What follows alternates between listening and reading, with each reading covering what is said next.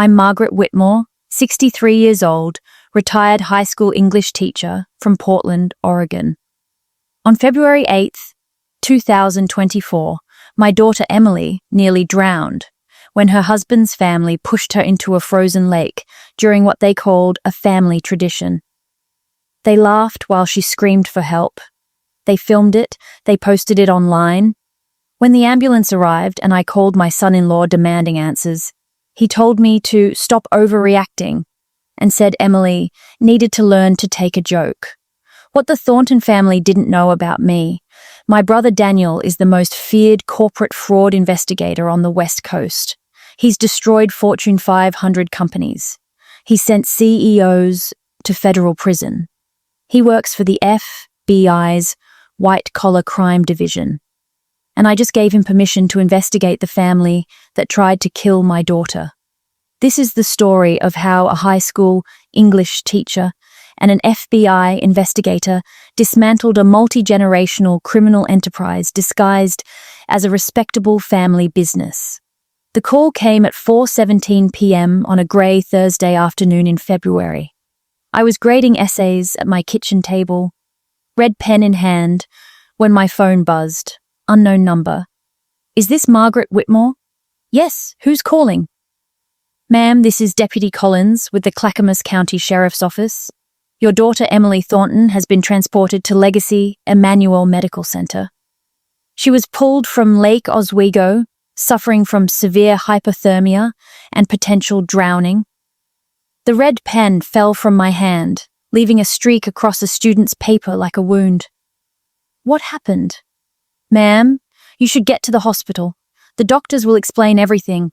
I drove through rush hour traffic in a trance. My hands gripped the steering wheel so tightly my knuckles turned white.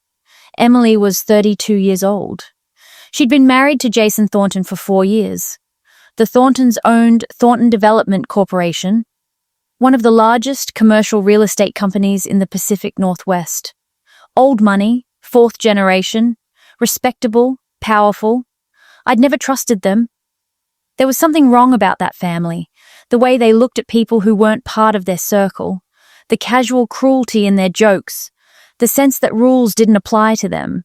But Emily had been dazzled by Jason's charm, his family's wealth, their social position. She'd married into the Thorntons, thinking she was joining American royalty. I'd kept my concerns to myself. What could I say? That they made my skin crawl? That their smiles never reached their eyes?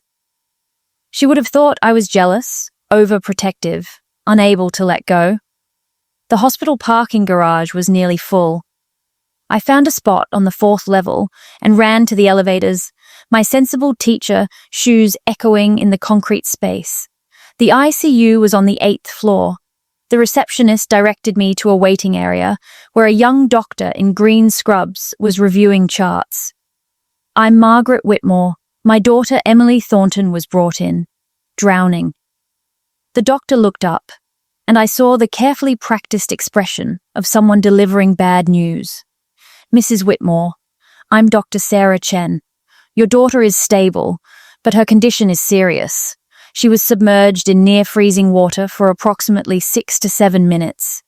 She suffered severe hypothermia, her core body temperature dropped to 89 degrees, and she had water in her lungs. We're warming her slowly and monitoring for complications. Can I see her? Soon. She's unconscious right now. The warming process takes time, and we need to prevent cardiac complications. What happened? How did she end up in the water? Dr. Chen hesitated, and I saw something flicker across her face. Anger, maybe. Or disgust. According to the witnesses who called 911, she was at a family gathering at a private lake house. Multiple people were present. She was pushed into the water by several family members. When she surfaced and called for help, they reportedly laughed and filmed her on their phones. A neighbor heard the screaming and called emergency services. By the time first responders arrived, your daughter had been in the water for several minutes and was barely conscious. The world tilted. I sat down heavily in a plastic chair. They pushed her? On purpose? That's what the witnesses reported. The sheriff's department is investigating. Where is her husband? Where's Jason? He was brought in with the ambulance. He's in the waiting room down the hall. I stood up. My legs felt distant, like they belonged to someone else. I need to see him. Dr. Chen touched my arm. Mrs. Whitmore, perhaps you should wait until... I need to see him now. I found Jason in the family waiting area, sitting casually in a chair, scrolling through his phone. He was wearing expensive outdoor gear, North Face jacket, designer jeans, boots that cost more than most people's monthly rent. His dark hair was perfectly styled. He didn't look like a man whose wife was fighting for her life. He looked annoyed. Jason? He glanced up, his expression shifting to mild concern, the kind you'd show if someone told you about bad traffic. Oh, Margaret, you got here fast. What happened? He sighed like I was being difficult. Emily had a little accident. She fell in the lake during our family's winter tradition. It's really not as dramatic as the hospital is making it seem. She fell? Or was she pushed? It's a tradition. We've been doing it for generations. Everyone participates. It's supposed to be fun, bonding, you know? Emily was just being overly sensitive about it. I stared at him. This man, who I'd watched marry my daughter 4 years ago, who had promised to love and protect her, was calling her near-death overly sensitive. She nearly drowned Jason. She's unconscious. She has hypothermia. He waved his hand dismissively. She'll be fine. Emily always overreacts. Honestly, Margaret, you're being just as dramatic as she is. This is why she never fit in with my family. She can't take a joke. Something inside me, something that had been bending for 4 years while I watched the Thorntons slowly break my daughter's spirit, finally snapped clean in half. A joke. Yes. Look, I know you're worried, but Emily needs to learn that being part of this family means participating in our traditions, even if they're a little uncomfortable. My mother, my father, my siblings, we've all done it. It's a rite of passage. You pushed your wife into a frozen lake, filmed her drowning, and laughed about it. That's not a tradition. That's attempted murder. Jason's expression hardened. The mask of casual concern dropped, and I saw what Emily had been living with. Cold, entitled, cruel. You need to calm down, Margaret. You're embarrassing yourself. Emily is going to be fine. And when she wakes up, I'm going to explain to her that this kind of hysteria is exactly why my family questions whether she's really Thornton material. I stood there, looking at this man, and I made a decision, a cold, calculated decision that would change everything. I pulled out my phone. What are you doing? Jason asked. Making a call. I walked away from him, down the corridor, until I found a quiet alcove near a vending machine. My hands were steady as I scrolled through my contacts. I found the name I needed. Daniel Whitmore, my brother. He answered on the second ring. Maggie?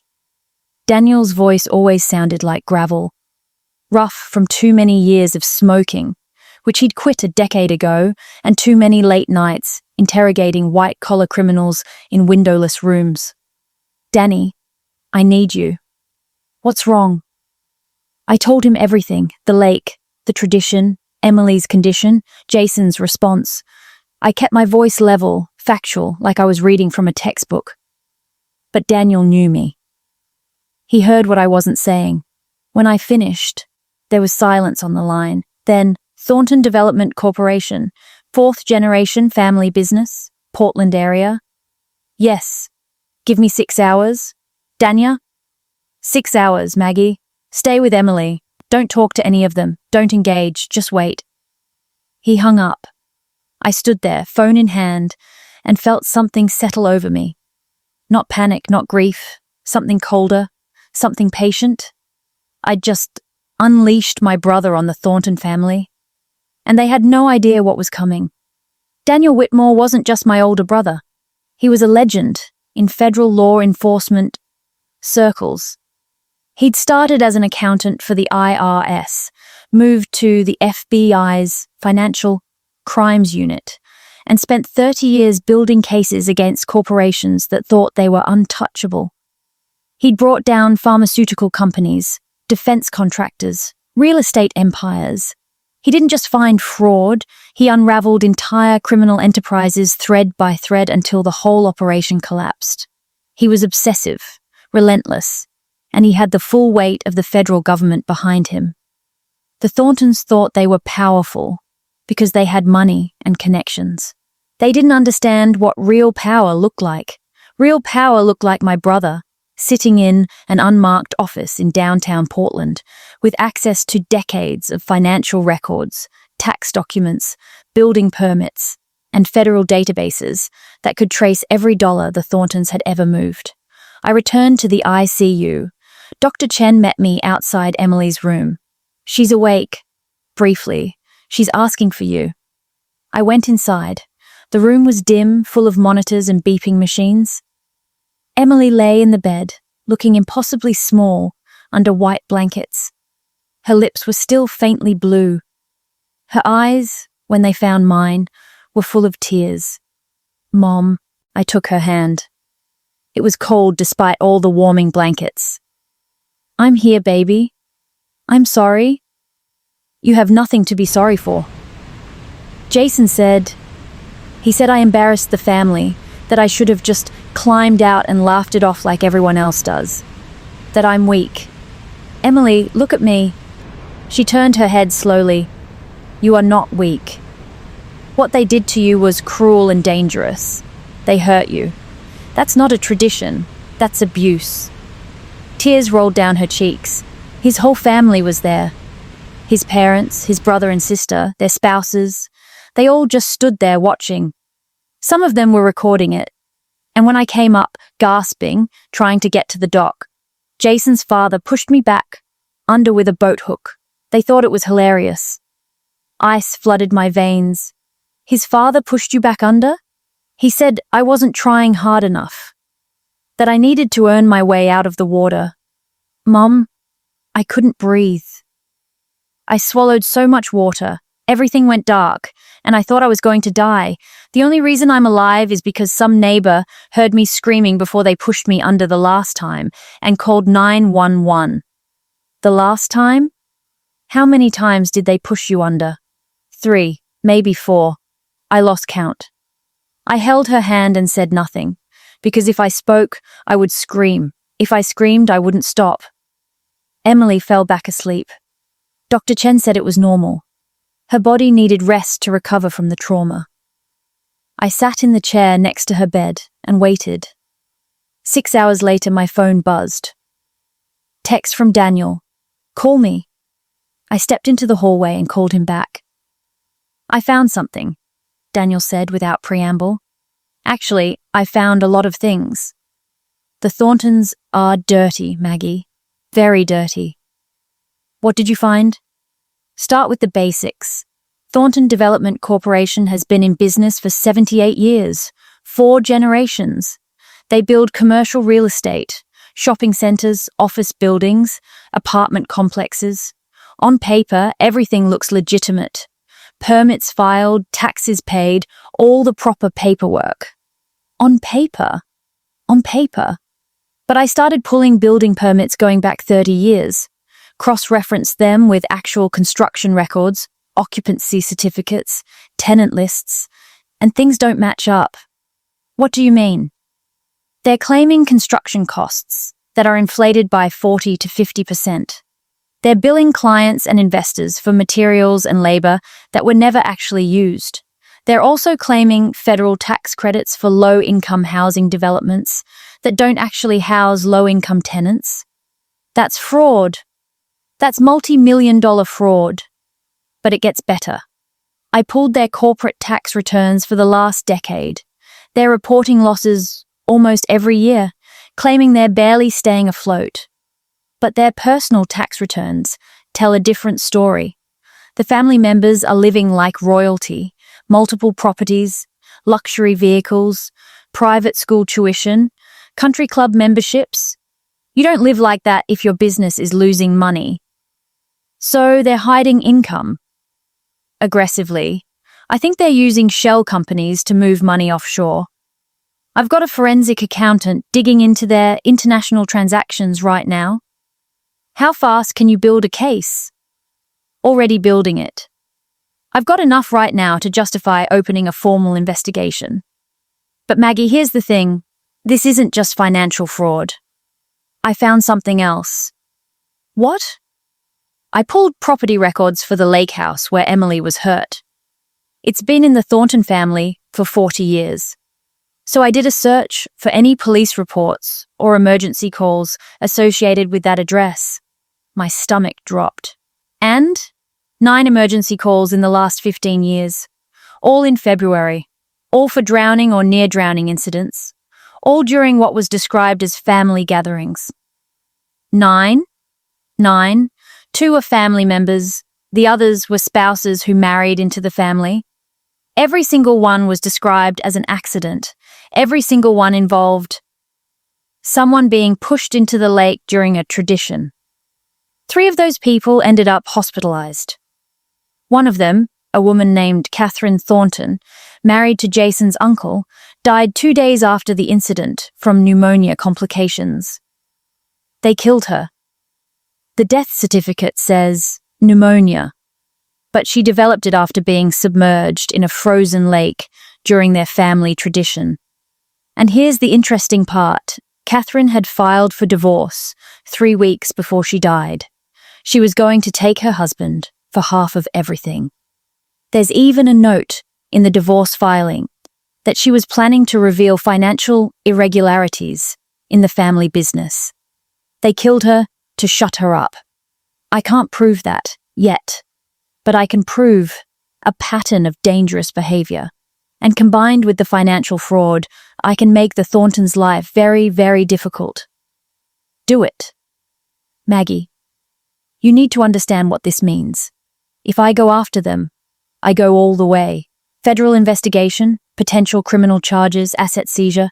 This family will be destroyed. Good. Your daughter is married to one of them. Not for long. There was a pause. Then Daniel said quietly, "Okay, I'll start tomorrow.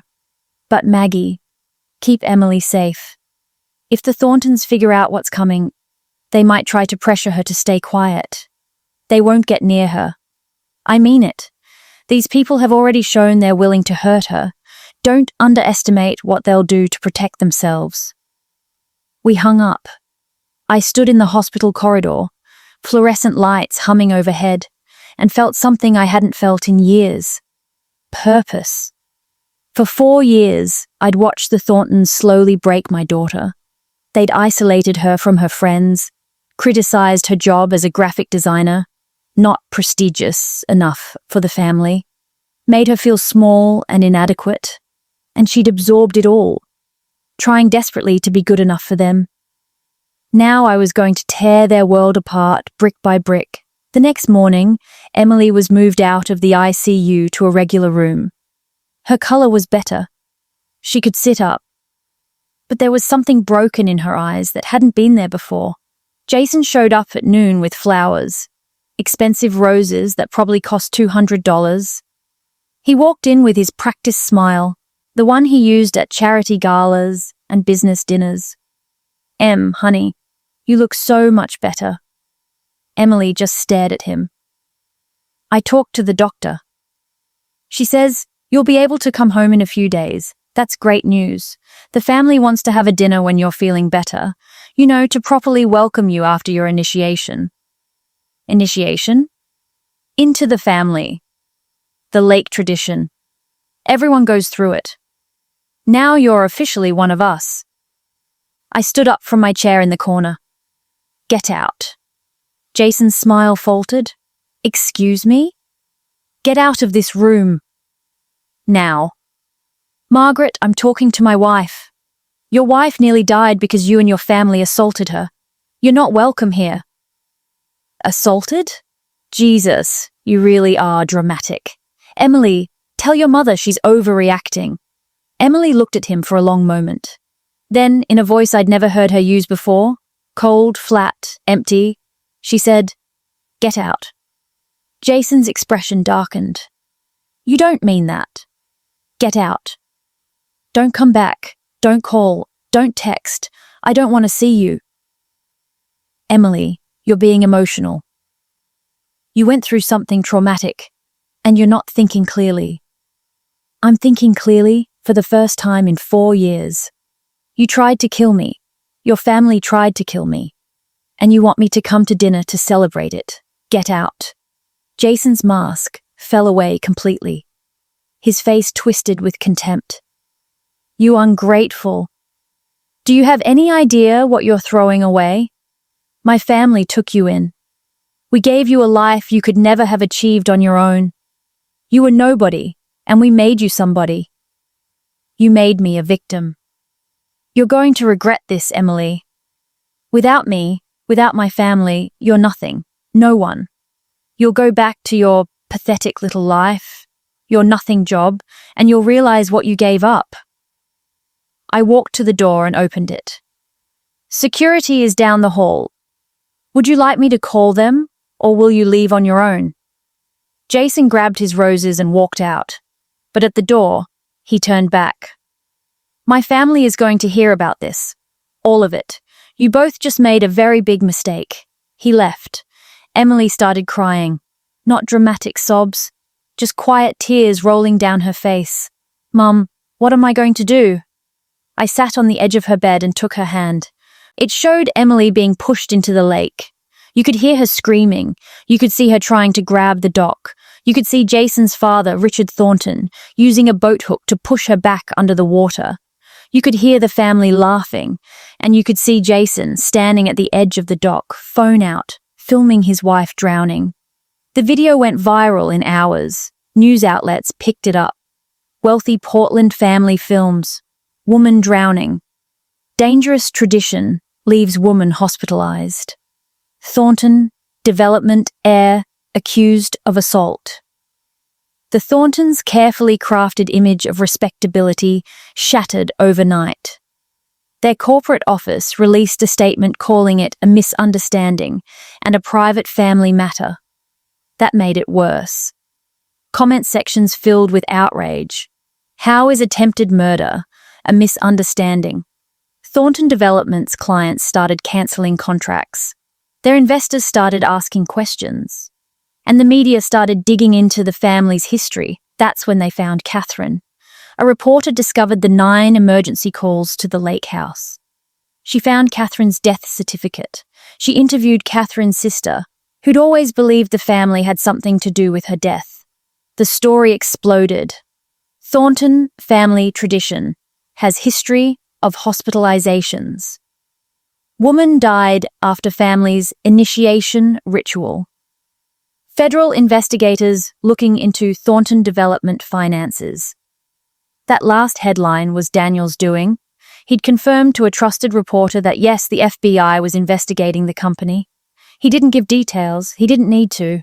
The implication was enough. The Thorntons hired a crisis management firm. They hired expensive lawyers. Richard Thornton gave an interview claiming the family was being persecuted by vindictive outsiders who didn't understand their traditions. It was the worst thing he could have said, because now it wasn't just about Emily. It became about every spouse who'd ever married into that family and been subjected to their cruelty. It became about Catherine, who died after trying to escape. Former employees came forward with stories of workplace abuse. Former business partners talked about shady deals. Former tenants in Thornton properties complained about unsafe living conditions. The house of cards was collapsing. 2 weeks after Emily came home, Daniel called me. "We've got them." "What did you find?" "Everything. Offshore accounts in the Cayman Islands holding $47 million, falsified construction records going back 20 years, tax fraud totaling approximately $23 million.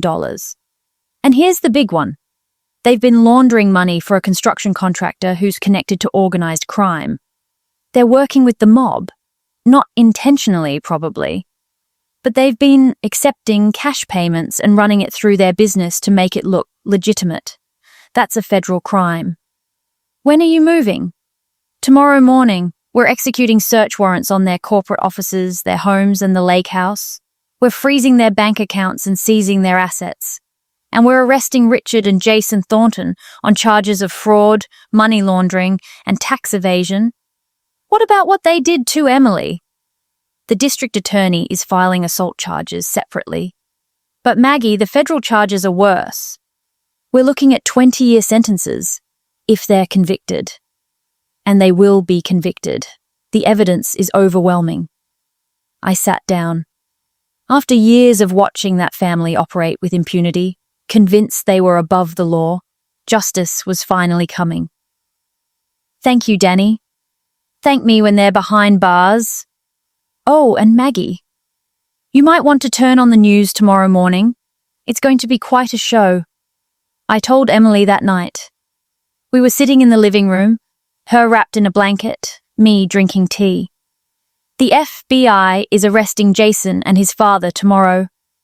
She looked up from her book. What? I explained everything.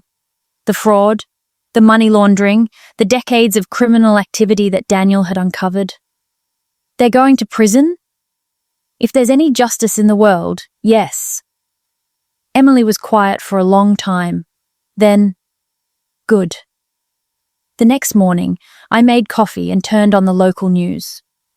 The lead story: FBI raids Thornton Development Corporation. The footage showed federal agents in windbreakers carrying boxes out of the corporate headquarters. It showed them leading Richard Thornton out in handcuffs. It showed them arriving at Jason's penthouse apartment. The anchor explained, the FBI has arrested Richard and Jason Thornton on charges including fraud, money laundering, and tax evasion. Federal prosecutors say the investigation uncovered decades of financial crimes totaling over $70 million. The family's assets have been frozen, and additional charges may be forthcoming. Emily watched in silence. When it was over, she said, I was married to a criminal. You were married to a man who hid who he really was. I should have seen it. They were good at hiding it. That's how people like that operate. Over the next few months, the case against the Thorntons built momentum. Daniel worked with prosecutors to organize the evidence. The trial was scheduled for September. But before it could start, something unexpected happened. Richard Thornton's lawyer approached the district attorney with an offer. Richard would plead guilty to all charges and cooperate fully if they dropped the charges against Jason. The DA refused. So Richard tried something else. He started talking. Not just about the financial crimes, but about everything. The lake house incidents, the deliberate targeting of spouses who didn't fit in with the family, the systematic abuse designed to break people down. He even admitted that Catherine's death had been intentional. Not murder. They hadn't meant to kill her, but they'd pushed her into the lake knowing she had a heart condition, hoping to scare her into dropping the divorce. It hadn't been an accident. It had been manslaughter. The prosecution added those charges to the case. Jason, meanwhile, tried a different strategy. He claimed he'd been following his father's orders, that he'd been raised in an abusive household where this behavior was normalized, that he was a victim too. The prosecution presented the video of him laughing while Emily drowned. His defense collapsed. In September, both Richard and Jason Thornton were convicted on all counts. Richard received 28 years in federal prison. Jason received 15 years. The judge, during sentencing, said something I'll never forget. You believed your wealth and status placed you above the law. You believed you could hurt people without consequences. You were wrong. Your family's empire was built on fraud and cruelty, and now it's over. You will spend the best years of your lives behind bars, where you can't hurt anyone else. Emily attended the sentencing. She sat in the gallery, her back straight, her eyes dry. When it was over, she stood up and walked out without looking back. The Thornton estate was liquidated to pay restitution to victims and cover legal fees. The corporation was dissolved. The remaining family members quietly left Portland. The lake house was seized by the government and eventually torn down. Emily and I stood at the property line one afternoon, watching the demolition crew work. "How do you feel?" I asked. She thought about it. Free. She'd filed for divorce the day after Jason was arrested. It was finalized 3 months later. She took back her maiden name. She started therapy. She started painting again, something she'd given up when Jason told her it was a waste of time. She moved into her own apartment 6 months after the trial. Small, cozy, hers. I helped her paint the walls. We chose a bright yellow for the living room. "It's happy," she said, looking at the color. "It's perfect." She rebuilt her life piece by piece. New job at a design firm that appreciated her work. New friends who didn't judge her for what she'd survived. New confidence that came from knowing she'd faced the worst and survived. Daniel came to visit one weekend. We sat on Emily's small balcony, drinking wine, watching the sunset. "You did good, Maggie," he said. We both did. "You know what I learned from this case?" "What?" "Power doesn't come from money or status. It comes from being willing to do what's right, even when it's hard." "That's very philosophical for you." He smiled. "I've been thinking about it. The Thorntons had everything. Money, connections, influence. But they lost it all because they thought those things made them untouchable. Meanwhile, you're a retired English teacher, and you brought down their entire empire with one phone call. I just asked for help. You knew exactly who to call. That's power." Emily came out with more wine. She poured us each another glass. "What are we toasting to?" she asked. I thought about it. 4 years ago, my daughter had called me, excited, to tell me she was engaged to Jason Thornton. She thought she'd won the lottery.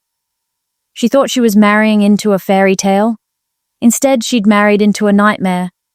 But she'd survived. More than survived. She'd escaped. And the family that tried to break her had been broken instead. "To justice," I said, "and to new beginnings." We clinked glasses. The sun set over Portland, painting the sky orange and pink and purple. Somewhere across the city, Richard and Jason Thornton sat in prison cells. Their empire was dust. Their legacy was shame. And here, on this small balcony, my daughter was free. I'm Margaret Whitmore, 63 years old, retired English teacher. My daughter's husband and his family tried to kill her for fun. They filmed it. They laughed about it. They thought their money and status would protect them. They were wrong, because I made one phone call to my brother, and he spent 3 months unraveling every crime they'd ever committed. Federal agents seized $70 million. 2 family members went to prison for decades. Their business was destroyed. Their reputation was ruined. And my daughter? She's painting again. She's smiling again. She's free. The Thorntons thought they were untouchable. They forgot that sometimes the quiet ones, the teachers, the mothers, the people they dismissed as insignificant, are the most dangerous. Because we're patient, we're thorough. And when we decide to act, we don't stop until justice is served. Jason Thornton is currently serving year 2 of his 15-year sentence in a federal prison. He'll be 52 when he's released. His father, Richard, will be 83.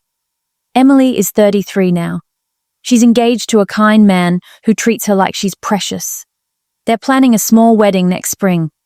I'm going to walk her down the aisle, and somewhere, in a prison cell, Jason will wake up on that day and realize exactly what he lost. Not just his freedom, not just his money, but the woman who loved him, despite everything, who tried so hard to be good enough for his family, who nearly died trying to prove herself worthy. She got away. She rebuilt. She thrived. And he got exactly what he deserved. The end. Subscribe for more justice stories.